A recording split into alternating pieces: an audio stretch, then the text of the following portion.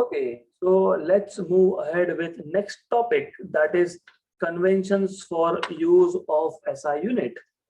तो if you remember, मैंने आपको बताया था कि SI unit लिखने के लिए भी कुछ rules है. So conventions for the use of SI unit. For the use of SI units. By the way, no one will ask you in exam, mention conventions for the use of SI unit. Write a note on conventions for the use of SI unit. ऐसा तो कोई बोलने नहीं वाला आपको, लेकिन पता होना चाहिए. क्यों पता होना चाहिए? It will be clear in a while, क्योंकि confusion हो सकता है units में. तो let's see. सबसे पहला रूल ये है कि कभी भी किसी भी यूनिट को हम सिंबल में ही लिखेंगे. जैसे मीटर के लिए M लिखेंगे, किलोग्राम के kg लिखेंगे, सेकंड के लिए S लिखेंगे, टेम्परेचर के लिए K लिखेंगे, करंट के लिए जो भी सिंबल होगा वो लिखेंगे A. तो normally first rule is this, that you are suppose to use symbol and not full name. Okay, so units of every physical quantity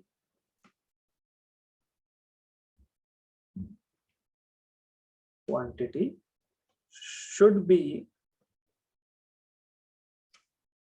represented by its symbol.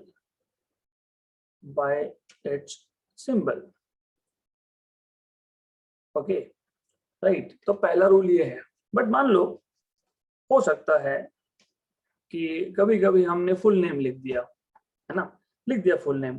तो जब फुल नेम लिखोगे तो full name कभी भी हमेशा smaller letter से start होगा. जैसे मैंने आपको बताया था, फोर्स अगर आप लिख रहे हो, फोर्स इज 10 न्यूटन, तो न्यूटन भले ही एक पर्सन का नेम था, but while writing 10 Newton, Newton यहाँ पे यूनिट है, तो हम स्मॉल लेटर ही लिखने वाले हैं. Right, correct. For example, current is 10 ampere, तो एम्पियर ये एक साइंटिस्ट के नाम से आता है, लेकिन हम लोग स्मॉल लेटर से ही शुरू करने वाले हैं.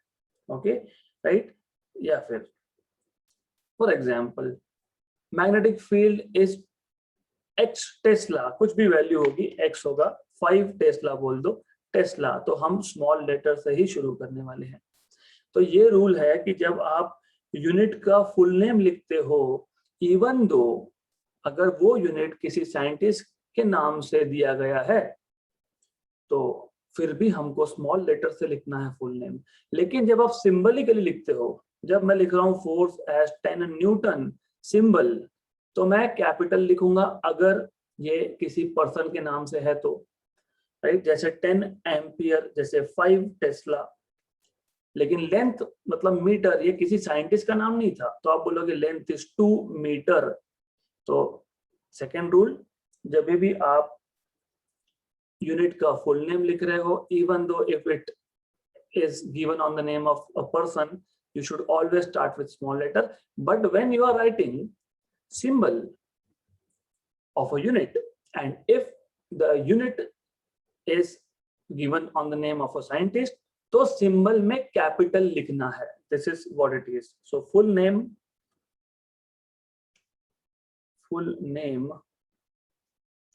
of a unit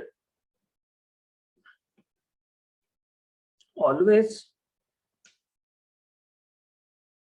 starts with smaller letter.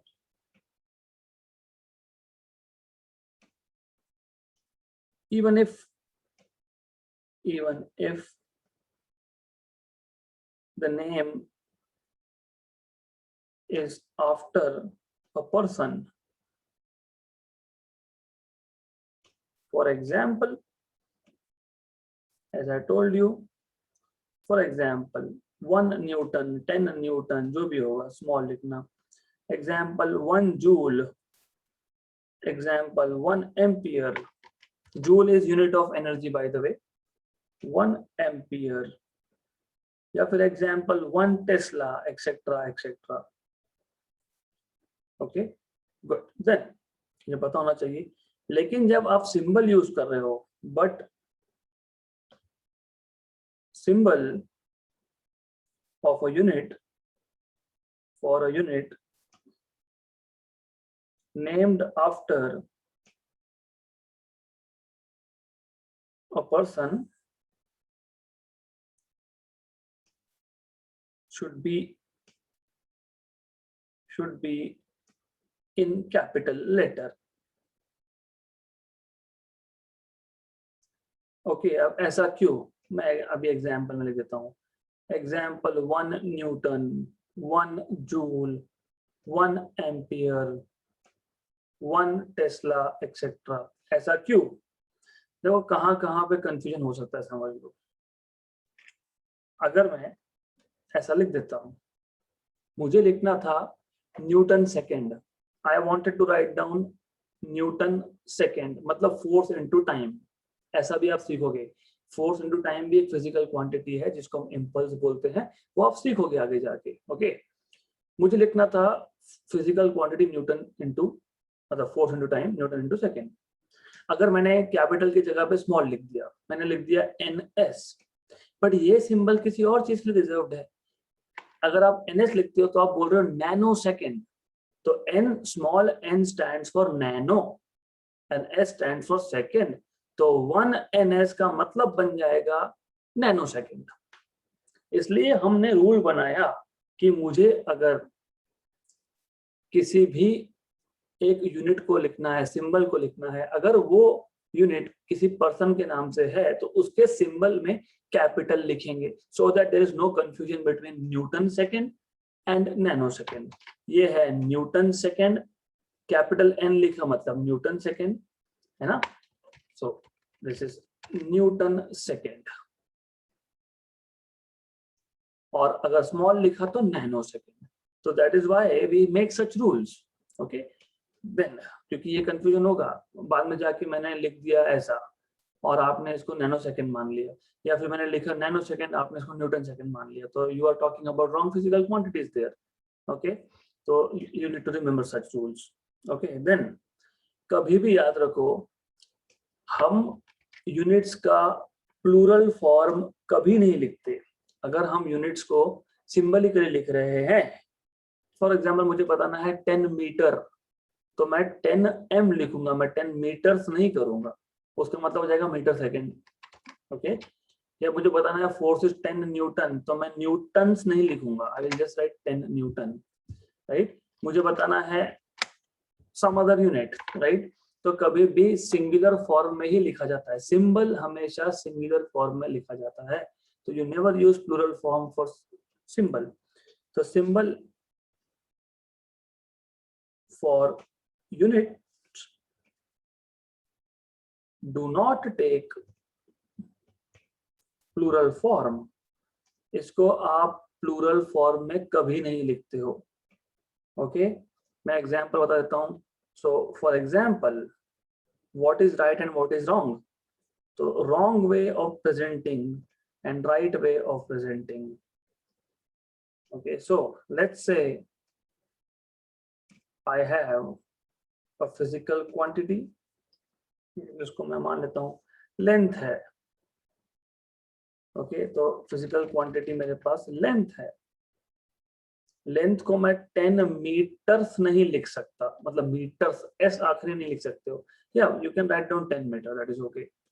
Force अगर होगा तो you can not write down 10 newtons. अभी मैं 10 ऐसे ही बोलता हूँ इन जनरल, आप 5 बोलो 100 बोलो, क्या फर्क पड़ता है. 1 मत लिखना बस, you can not put 1 here. 1 Newton ऐसा नहीं लिखना है यहाँ पे, क्योंकि फिर तो वो बाय डिफॉल्ट सिंगुलर हो गया. तो यहाँ पे अगर फोर्स है 5 न्यूटन्स ऐसा नहीं लिख सकते, you can right 5 Newton only. So that is the idea. You never right symbol for units in plural form. So symbols for units do not take plural form. Fourth rule of writing conventions for writing SI units. चौथा rule. Okay, कभी भी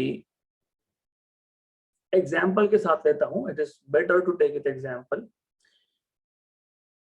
अभी मुझे लिखना है 10 metre, तो मैं metre के आगे डॉट नहीं डालने वाला। मुझे लिखना है 10 न्यूटन, तो मैं न्यूटन के आगे डॉट नहीं डालने वाला हूँ।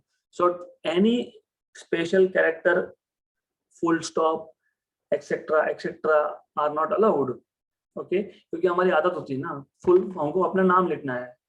फॉर एग्जाम्पल मुझे लिखना है मेरा full name, so I will write V dot Punjabi, है ना। हम ऐसा करते हैं ना, मतलब मुझे मेरा पूरा नाम लिखना था, फर्स्ट नेम, फिर मिडिल नेम, फिर लास्ट नेम, और मुझे I did not want to write this completely, तो हम क्या करते हैं, चलो पहला इनिशियल ले लिया, कैपिटल में डॉट लगा दिया, फिर दूसरा ले लिया मिडिल नेम का पहला लेटर, फिर डॉट लगा दिया।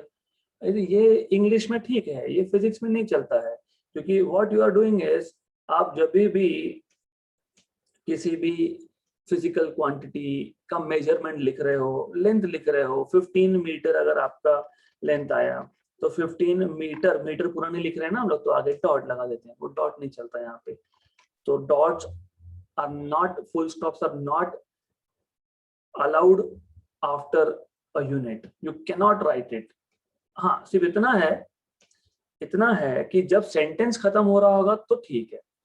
तो देखो, द आइडिया हियर इज, क्या होता है, for example if you want to write down your full name, आपका पूरा नाम लिखना है, राइट, तो you write your name something like this, इसी को एक शॉर्ट फॉर्म देते हो, वी डॉट, मैंने मेरे पूरे नाम की जगह पे सिर्फ इनिशियल लिखा है, मिडिल नेम की जगह पे सिर्फ इनिशियल लिखा है, तो वी डॉट ऐसा लिखते हैं ना हम लोग, आपने भी लिखा होगा, राइट। तो समटाइम्स हम इंग्लिश लैंग्वेज के इतने मोड में होते हैं कि मुझे रीडिंग लिखना है 15 मीटर, तो मैं अभी मीटर पूरा तो नहीं लिख रहा हूँ, बिकॉज अभी भी मैंने बताया, क्या बताया, कि हमेशा आप नॉर्मली किसी भी फिजिकल क्वांटिटी के यूनिट को सिंबल से रिप्रेजेंट करोगे, मतलब आप पूरा नाम नहीं लिखोगे, you will not write down metre completely, आप सिर्फ बोलोगे 15 मीटर, तो इसके आगे डॉट नहीं लगाना, dot is not allowed, you can not write down dot here.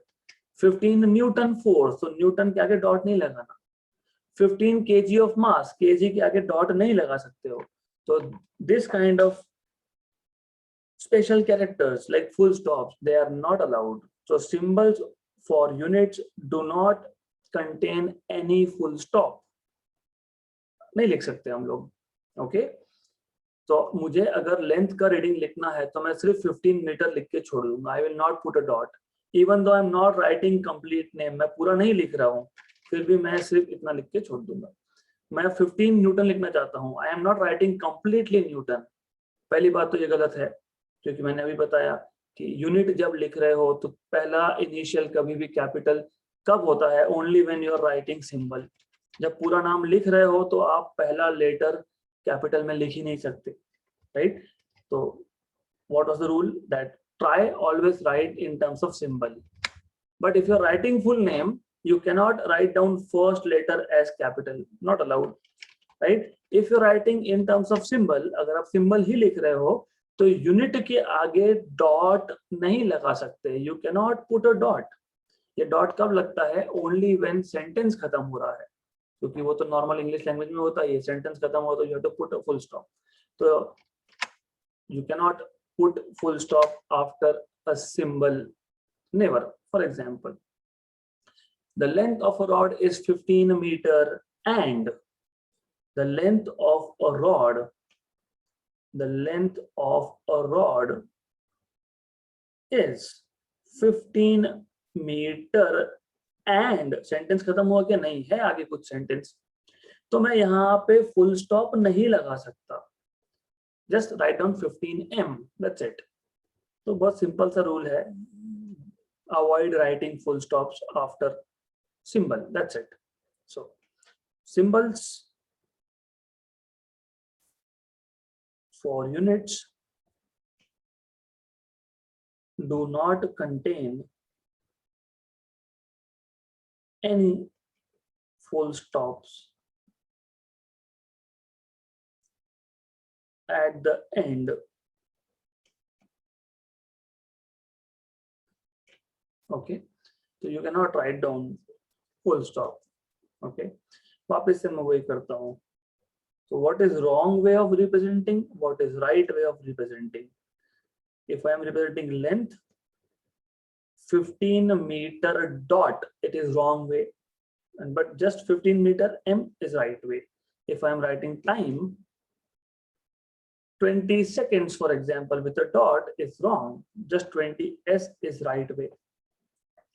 तो ये 4 रूल हो गए और 3 रूल है. ओके, सो सिंपल रूल्स है.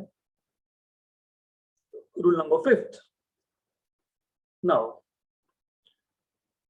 ऐसा है, आपको याद होगा हमने डिराइव्ड फिजिकल क्वांटिटी सीखा था, है ना.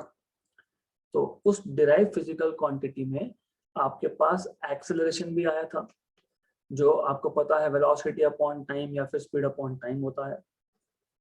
और आपको पता है वेलोसिटी या स्पीड, इसका एसआई यूनिट क्या होता है? इसका यूनिट होता है मीटर पर सेकंड अपॉन सेकंड, है ना. तो इसको कंबाइन करके लिखते हैं ना हम लोग.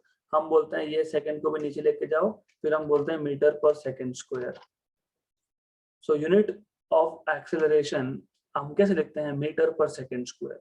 मतलब हमने क्या किया, मतलब जो न्यूमरेटर में यूनिट्स थे और जो डिनोमिनेटर में यूनिट्स थे उनको कंबाइन करके लिखा है. क्या फिर ऐसे लिखते हो आप एक्सेलरेशन इज 10 मीटर पर सेकंड, ऐसा लिखते हैं कि हम लोग नहीं लिखते हैं. हम क्या लिखते हैं? Acceleration of an object is 10 metre पर सेकंड स्क्वायर. मतलब what you have done is, आपने न्यूमरेटर और डिनोमिनेटर दोनों के यूनिट्स को कंबाइन करके लिखा. That is 5th rule. So if a physical quantity is derived from a ratio of 2 other physical quantities, जैसे velocity upon time, ये ratio है ना, ratio of velocity and time. If a physical quantity is derived from a ratio of 2 other physical quantities, then the SI unit of given physical quantity should be written after combining the units of numerator and denominator. Velocity को अलग से ऊपर metre पर second, time को अलग से second नहीं चलेगा, आपको कंबाइन करके लिखना पड़ेगा. You can not write down metre पर second. What is that metre पर सेकंड? इट इज मीटर पर सेकंड स्क्वायर ओनली. तो कंबाइन कर लो, बाद में लिखो. This is 5th rule. ऐसे बहुत सारे you will come across many such units, बहुत सारे आएंगे ऐसे यूनिट्स आपके पास. जैसे for example force is mass into acceleration, acceleration is velocity upon time anyways. तो फिर इसको कैसे लिखते हो? किलोग्राम मीटर पर सेकंड ऐसा लिखते हैं कि हम बोलते हैं किलोग्राम मीटर पर सेकंड स्क्वायर. That's it. तो कंबाइन कर लो और आखिरी में लिखो इसको. You will come across many such physical quantities जो 2 फिजिकल क्वांटिटी का रेशो है. बहुत सारे आएंगे, अब थ्रू आउट फिजिक्स बहुत सारे आएंगे आपके पास. Okay, right. तो that is next rule, that the units of physical quantities in numerator and denominator should be written as one ratio. After combining, should be written as one ratio. So the units of physical quantity sorry, the units of physical quantities in numerator and denominator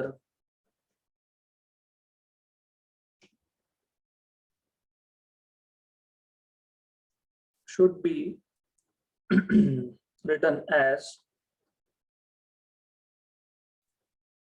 one ratio. Example मैंने आपको बताया. Example क्या है? Acceleration. तो acceleration का unit लिखने का सही तरीका क्या है? What is wrong way, what is right way? Wrong way is metre पर सेकंड नहीं चलेगा क्योंकि वेलोसिटी अपॉन टाइम है. राइट वे इज मीटर पर second square. This is correct. Okay, so 5 rule. So there are 8 rules, but हम साथ ही discuss करते हैं because one of the rule is irrelevant for us, तो इसलिए we don't discuss. 6th rule. Okay, अब you can always use a prefix. A prefix symbol can be used. For example, मुझे लिखना है 10 पावर 3 मीटर, तो मैं 10 power 3 को हटा के किलो लिख दूंगा, मतलब प्रीफिक्स लगा दूंगा, किलोमीटर लिख सकते हैं। मुझे लिखना है 10 पावर 3 ग्राम, मतलब किलोग्राम लिख सकते हैं। मुझे लिखना है 10 पावर -3 मीटर, मतलब मिलीमीटर लिख सकते हैं। मुझे लिखना है 10 पावर -6 मीटर, मतलब माइक्रोमीटर। मुझे लिखना है 10 पावर -9 मीटर, मतलब नैनोमीटर। मुझे लिखना है अगर 10 power 6 metre, 10 power 6 is million, okay. या फिर बेसिकली हम लेंथ में तो 10 पावर 6 मीटर तक जाके we don't write in million metre, ऐसा नहीं लिखते, लेकिन some other quantity you can write. For example 10 power 6 second, तो मिली नहीं, mega second, million second, mega second लिख सकते हो। 10 पावर +9 है, आप लिख सकते हो giga seconds, yes you can right. तो प्रीफिक्स कभी भी आप यूज कर सकते हो, you can always use prefix, है ना। प्रीफिक्स कब यूज करना है? जब बहुत छोटा नंबर है या फिर बहुत बड़ा नंबर है, जैसे 10 पावर -3 है मिली, तो मैं 10 पावर -3 हर बार नहीं लिखूंगा, मैं मिली बोल दूंगा। I will just put m। मुझे बताना है टाइम इज 10 पावर -3 सेकेंड, तो मैं मिली सेकेंड लिखूंगा, ms। That is why I told you कि प्लूरल फॉर्म तुम नहीं लिख सकते हो, क्योंकि मुझे लिखना था मिली सेकेंड, राइट। या फिर मुझे लिखना है 10 मीटर, मुझे लिखना है 10 मीटर, मैंने लिख दिया 10 मीटर्स, तो मतलब ही चेंज हो गया, इसका मतलब हो गया मिली सेकेंड। तो that is why it is important that you never write plural form, क्योंकि लिखना था 10 मीटर और मैंने बोला 10 मीटर्स, ये हो गया आपका मिली सेकेंड। तो you have to remember that plural form नहीं यूज कर सकते हो। क्यों? क्योंकि मुझे प्रीफिक्सेस यूज करने हैं ना। I want to denote, I want to write down prefixes because you may encounter and you will encounter, आप आगे जाके बहुत सारे ऐसे नंबर्स देखोगे जो बहुत छोटे या बहुत बड़े हैं। इनफैक्ट 10 पावर -12 भी होता है, इसको पीको बोलते हैं हम लोग, pico.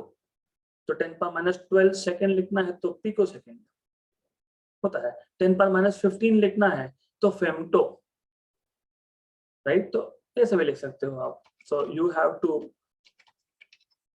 understand that prefixes you can use। और एक रूल है, एक चीज और है, मुझे अगर लिखना है 10 पावर -3 सेकेंड, मतलब 10 पावर -3 मतलब मिली और s मतलब सेकेंड, तो स्पेस मत डालो। जब आप प्रीफिक्स यूज कर रहे हो, जब आप एक नंबर रिप्रेजेंट कर रहे हो, यहाँ पे नंबर है ना मिली 10 पावर -3, तो बीच में स्पेस नहीं चलेगी, आपको बैक टू बैक लिखना पड़ेगा। क्योंकि जब आप बीच में स्पेस डालते हो तो इसका मतलब होता है मीटर, इसका मतलब होता है सेकेंड, तो आप बोल रहे हो मीटर सेकेंड, बीच में डैश नहीं डाल सकते हो, ओके। तो this is something really basics. मुझे अगर 10 पावर -6 सेकेंड लिखना है तो मैं लिखूंगा माइक्रो और इमीडिएटली लिखूंगा second. I cannot write down micro second, I cannot write down micro dash second, नहीं, माइक्रो नहीं चलेगा ऐसा। अगर आपको लिखना है 10 पावर -9 सेकेंड तो put n and immediately s। You cannot say nano space second, nano hyphen second नहीं लिख सकते आप। तो ये रूल है, ये रूल है, क्योंकि it may and up, you may end up getting confused because if you're writing something like this, हमको लिखना था मिली सेकेंड, लेकिन क्वेश्चन पढ़ रहे हैं हम और हमने इसको मान लिया मीटर सेकेंड। अरे तो फिजिकल क्वांटिटी चेंज हो गया। What is metre second? Distance into time, ऐसा कुछ देखा है क्या आपने? आपने वेलोसिटी देखा है, डिस्टेंस अपॉन टाइम। आपने डिस्टेंस देखा है, वेलोसिटी इनटू टाइम। आपने ऐसा कोई फिजिकल क्वांटिटी आज तक देखा है क्या, डिस्टेंस इनटू टाइम, है ना। तो बेसिकली वो उसका मीनिंग ही चेंज हो जाता है। So you have to understand that while using prefixes you should not put space in between, okay। तो a prefix symbol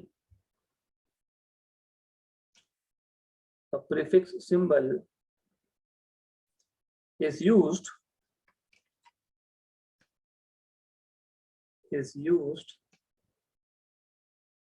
before the symbol of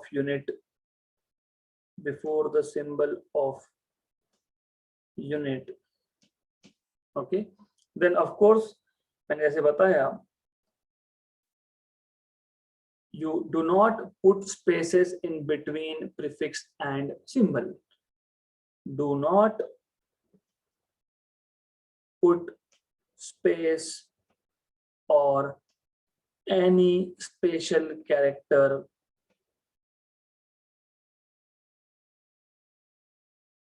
in between prefix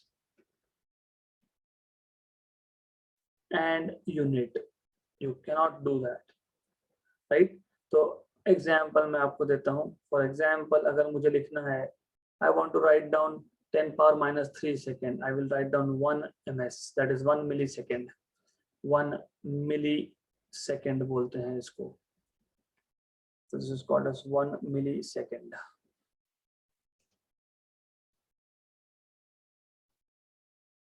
You can write down 10 power minus 6 second, that is 1 microsecond.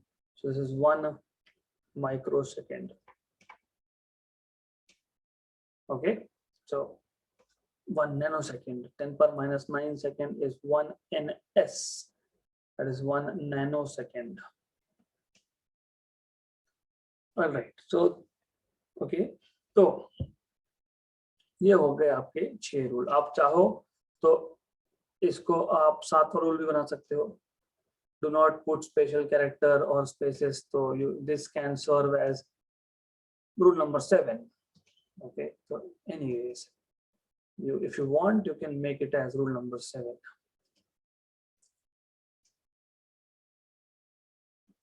So let's say rule number 7. Space or hyphen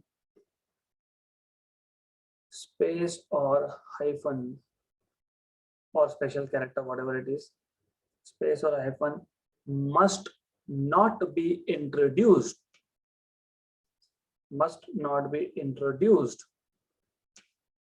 when using prefixes.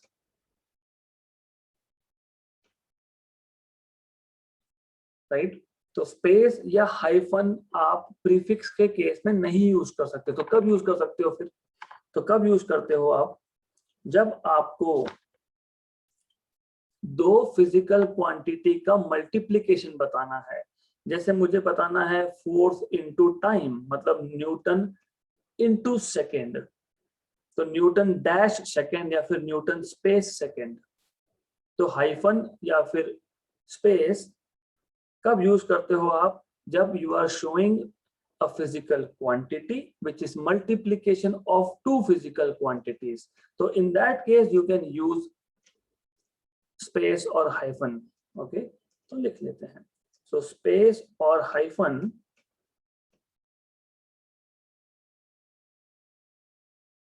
must be introduced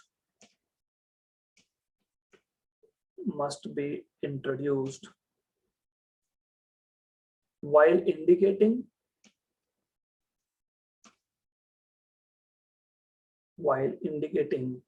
multiplication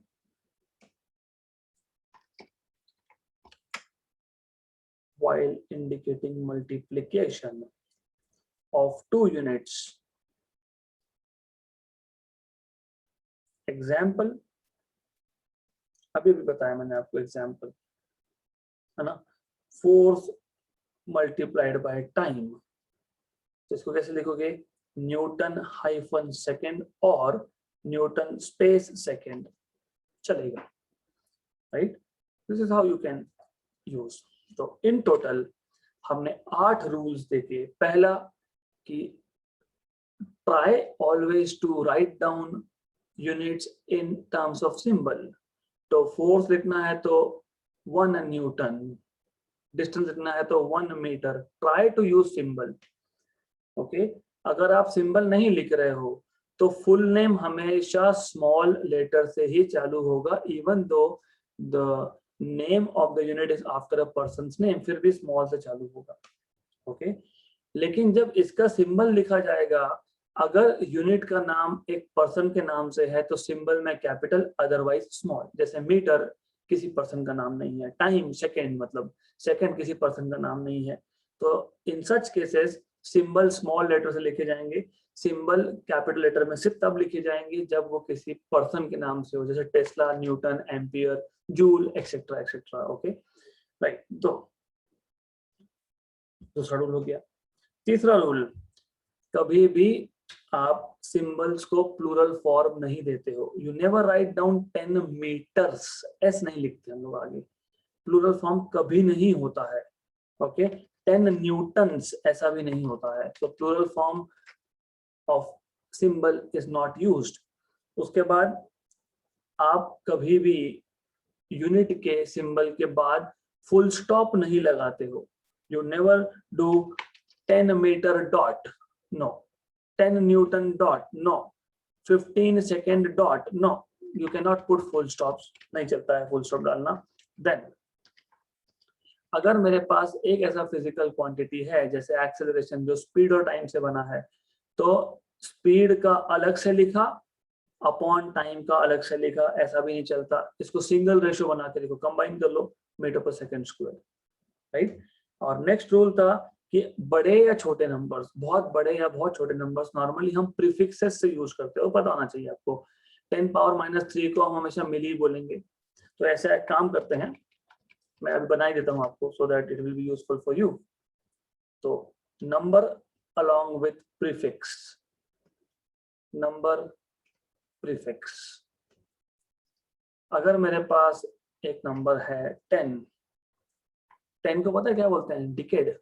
so it's not really important here, but anyways, तो मैं नहीं लिखने वाला 10, तो नहीं लिखने वाला मैं। तो 10 पावर -15 अगर रहा तो इसको फेमटो बोलते हैं, by the way. So it is called as femto, denoted by f. 10 power -12 रहा तो इसको बोलते हैं पिको, डिनोटेड बाय पी। अगर 10 पर -9 होगा तो इसको बोलते हैं नैनो, डिनोटेड बाय एन। 10 पर -6 रहा तो इसको बोलते हैं हम लोग micro,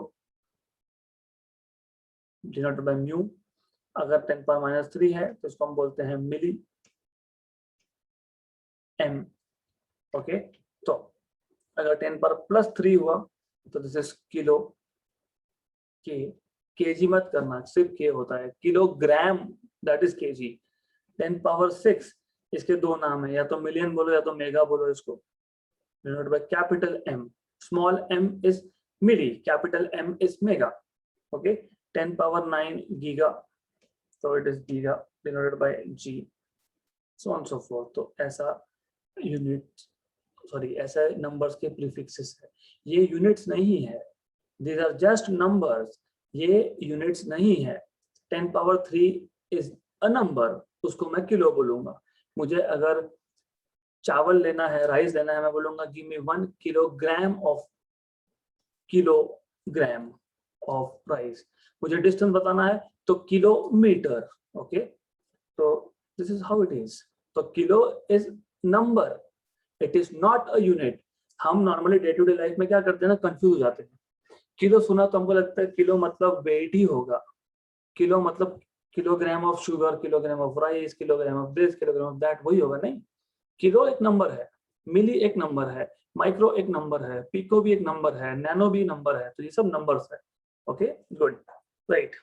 so this is something you should know.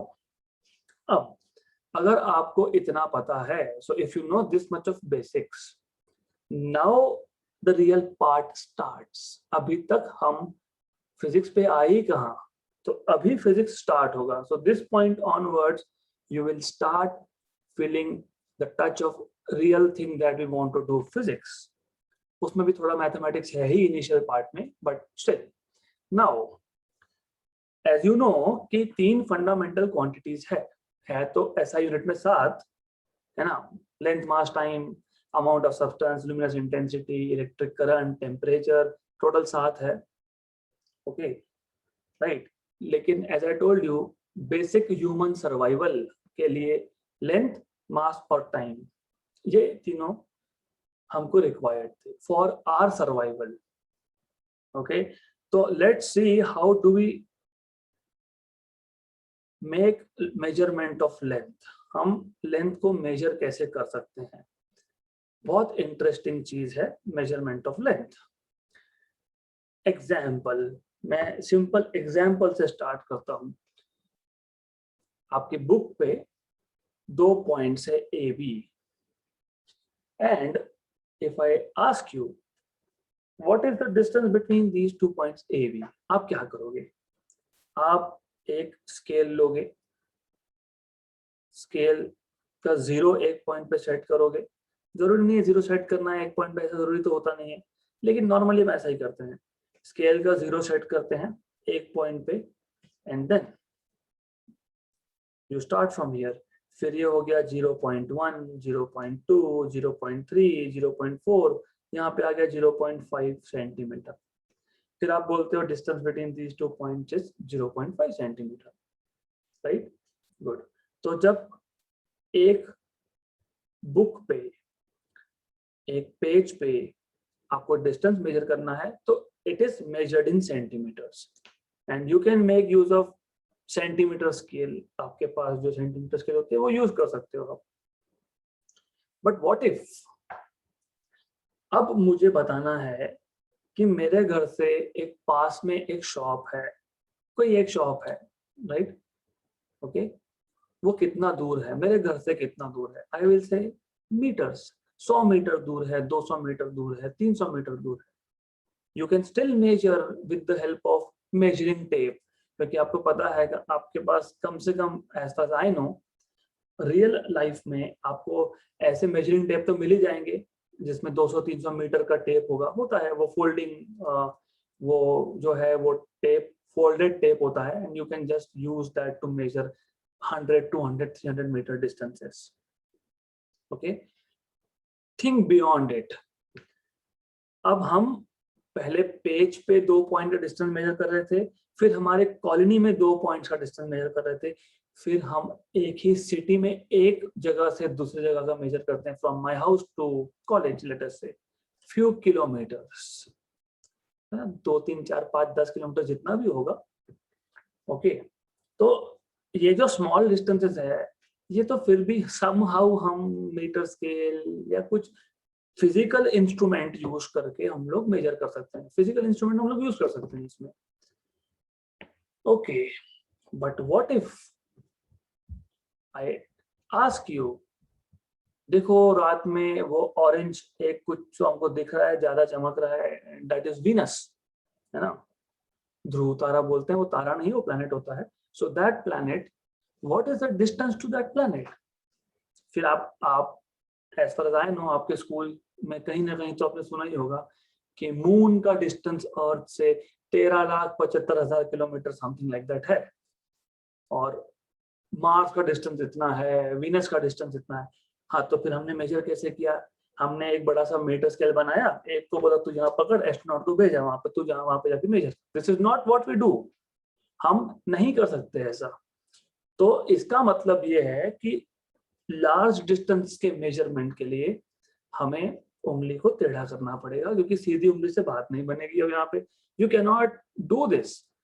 ऐसा होता है कि कभी मून तक डिस्टेंस मेजर करना है, हमने एक बड़ा सा, बहुत बड़ा सा मीटर स्केल बना दिया, एक को हमने पकड़ के रखा है, एस्ट्रोनॉट जा रहा है वहां पे, जाके देख के बता रहा है हाँ 13,75,000 kilometre. This is not practical.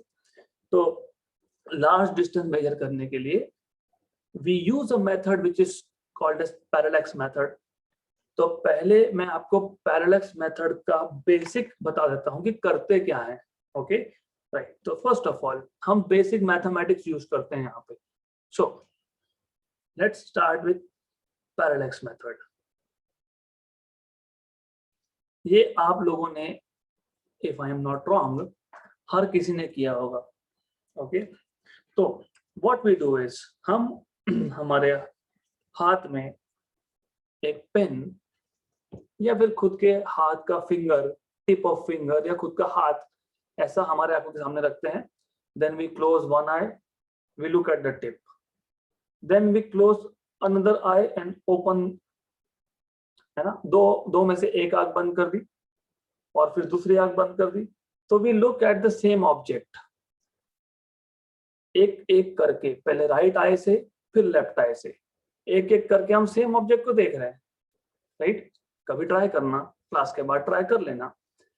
तो व्हाट डू वी नोटिस, जो ऑब्जेक्ट था, जो पेन है या आपका फिंगर का टिप है, वो तो जहां था वो वहीं पे है, लेकिन फिर भी ऐसा हमको अपीयर होता है कि इसका पोजीशन चेंज हो गया, होता है ना? You look at that pen from one eye then from the other eye. पहले मैं जब राइट आई से देख रहा था तो मुझे बैकग्राउंड में कुछ और दिख रहा था, अभी कुछ और दिख रहा है। So what is happening? Apparent change of position. Object ने अपना पोजीशन चेंज नहीं किया, सिर्फ ऑब्जेक्ट का बैकग्राउंड चेंज होने की वजह से हमको ऐसा अपीयर हुआ कि ऑब्जेक्ट का पोजीशन चेंज हो गया। इसको बोलते हैं एपरेंट चेंज इन पोजीशन। तो हम इसका यूज करके डिस्टेंस मेजर कर सकते हैं। कैसे? For example, I was looking at point P, पहले मैंने मेरी एक आंख से देखा तो मुझे बैकग्राउंड में यहाँ पे कुछ पीछे कुछ दिख रहा है, and my I is here, so my I is over here, I1, I am looking from right I, I1, E1 मतलब, ठीक है। देन फिर मैंने मेरी फर्स्ट आई क्लोज कर दी एंड देन मैंने सेकेंड आई ओपन कर दिया, तो मुझे बैकग्राउंड में कुछ और ही दिख रहा है अभी, राइट? तो इसको बोलता हूं E2, करेक्ट? गुड। मतलब we are looking at the same object in two different direction, from two different directions. और ये जो एंगल बनता है ना यहाँ पे थीटा, इसको बोलते हैं पैरेलैक्स। तो पैरेलैक्स क्या होता है? It is defined as apparent change. Apparent, ये वर्ड इंपॉर्टेंट है। एपरेंट, एपरेंट मतलब सिर्फ अपीयर होता है, रियल में चेंज नहीं हुआ, वो हमको अपीयर हुआ। So parallax is defined as apparent change in position of an object due to change in the position of the observer. पहले ऑब्जर्वर यहाँ से देख रहा था, अब यहाँ से देख रहा है, तो ऑब्जेक्ट हमको ऐसा दिखता है कि ऑब्जेक्ट ने पोजीशन चेंज किया। तो this apparent change in position is called as parallax and it is measured in angle theta, right? Good. तो ये जो थीटा एंगल है जिसको हम पैरालैक्स या फिर पैरालैक्स एंगल बोलते हैं, ये इजीली मेजरेबल होता है। You can measure it, so you can measure angle between two directions, कर सकते हैं ना, इजी है ये। और हम हमारे दो आंखों का डिस्टेंस नहीं मेजर कर सकते क्या? कर सकते। पुट स्केल डालो, I can measure 10 centimetre, 3 centimetre, 4 centimetre, जो भी होगा। तो you can measure, definitely you can measure this particular distance between your eye. तो आपकी जो दो आंखें हैं उन दोनों का डिस्टेंस तो मेजर कर ही सकते हैं हम लोग। गुड। नाउ ओके, मैं ये पीछे का जो पार्ट है हटा देता हूँ क्योंकि हमको जरूरत नहीं है इसकी, we don't need this. And इस डायग्राम को मैं सिर्फ रोटेट कर रहा हूं, ऐसा बता रहा हूं, that's it, just for the sake of convenience. आपको अगर उसको हॉरिजॉन्टल पोजीशन में रखना है तो रख सकते हो, doesn't matter. I am little uncomfortable with that position, इसलिए मैंने पोजीशन चेंज कर दी थीटा। तो ये आपका आई नंबर 1 था, ये आपका आई नंबर 2 था, राइट? गुड।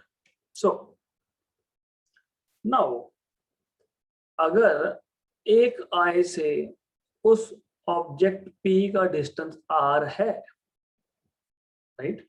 करेक्ट। तो अभी अभी मतलब लास्ट सेशन में व्हाट डिड वी लर्न? हमने क्या बोला था? हमने बोला था जो solid angle, sorry plane angle है, टू डायमेंशनल एंगल है, वो क्या होता है? It is this distance R multiplied by length of arc. तो ये स्ट्रेट लाइन है, स्ट्रेट लाइन क्यों है, इस पे भी आ जाते हैं। मेरे पास एक सर्कल है और सर्कल का एक छोटा सा part, what is a very small part of a circle, a straight line, simple, correct. तो मैं स्ट्रेट लाइन को भी आर्क बोल सकता हूं, so I can say straight line is a arc, we can say that, okay.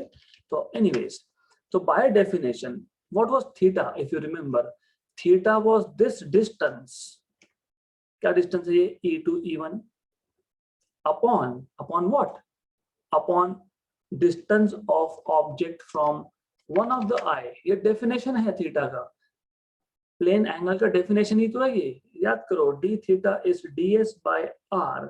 तो ये ds हो गया आपका, a to e1 ds हो गया, और r जो है वो ये r है, हो गया, ओके गुड।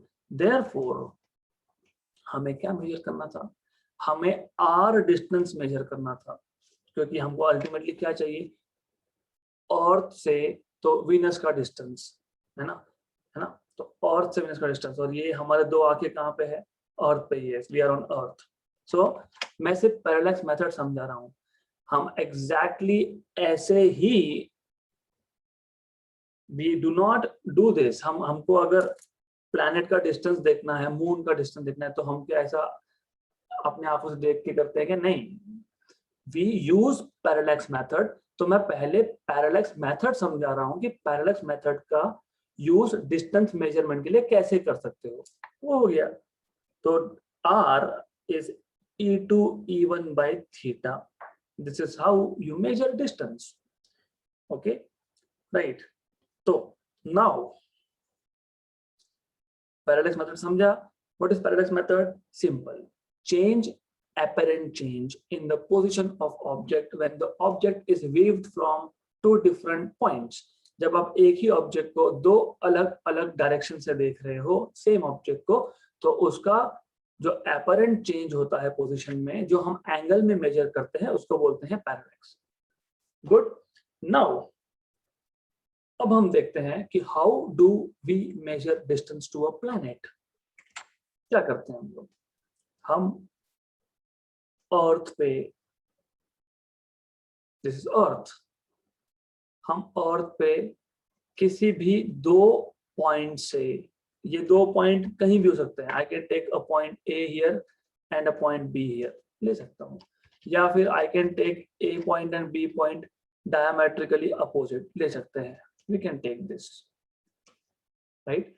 तो हमें क्या करना है, हमें ये यहाँ पे हमारे पास प्लैनेट है वीनस, एनी प्लैनेट वीनस मान लो, हमें इस प्लैनेट का डिस्टेंस मेजर करना है। तो हम अर्थ पे दो अलग अलग पॉइंट से इस प्लैनेट को देखेंगे,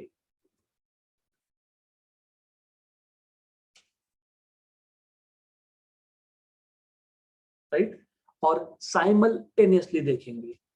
ऐसा नहीं होगा कि मैं पहले इंडिया में बैठूंगा, फिर मैं वीनस को देखूंगा, फिर मैं जाऊंगा फॉर एग्जांपल यूनाइटेड स्टेट्स, फिर वहां से देखूंगा। साइमल्टेनियसली होना चाहिए, एक ही टाइम पे होना चाहिए। वो कैसे, बोल दो कोई फ्रेंड होगा, ठीक है, यू ऑब्जर्व आई ऑब्जर्व, तो दोनों साथ में ऑब्जर्वेशन कर लेंगे, राइट। तो basically this is done with the help of telescopes. तो जस्ट सेइंग, सिर्फ मैं बता रहा हूँ just for the sake of understanding, कि आप इमेजिन कर पाओ। तो you observe, you always observe any planet simultaneously from two different positions on earth, AB, correct। as I told you, हम ये एंगल हमेशा मेजर कर ही सकते हैं, इट इज मेजरेबल, राइट। क्योंकि पता है ना कि मैं कौन सी डायरेक्शन में देख रहा हूँ, मैं नॉर्थ ईस्ट में देख रहा हूँ क्या, कि मैं साउथ वेस्ट में देख रहा हूँ, तो पता ही होता है ना वेयर आई एम लुकिंग। तो पता होता है कि दो डायरेक्शन का एंगल कैसे फाइंड करते हैं, वी कैन फाइंड आउट। हमारा इंटरेस्ट क्या था, we were interested in finding out distance capital D to that planet। यहाँ पे ये planet है मान लो, okay, and let's say ये जो दो points है अर्थ पे A and B, इसका distance है B, okay, so this is B, good, right। तो again using the same idea, arc length equal to angle theta into, याद है क्या, आपको याद है, ये आर्क लेंथ था ए बी डी एस, ये था थीटा, ये था आर। यहाँ पे डी एस मतलब arc length is nothing but this part B, angle into R मतलब एंगल इनटू डिस्टेंस। तो arc length that is A B, angle theta, distance D, है ना, डिस्टेंस डी। ए बी को मैंने B बोला है, ठीक है, मेरी मर्जी, मैं बी बोलूँ या कुछ भी बोलूँ, I can give any notation, theta into D. तो व्हाट इज डी, हमको फाइंड क्या करना है, डी फाइंड करना है, डिस्टेंस टू दैट प्लैनेट। तो बेसिकली हमको बी पॉइंट से प्लैनेट का या फिर ए पॉइंट से प्लैनेट का डिस्टेंस चाहिए। तो distance D is B by theta, और ये जो बी है, this B is distance between any two point on the earth.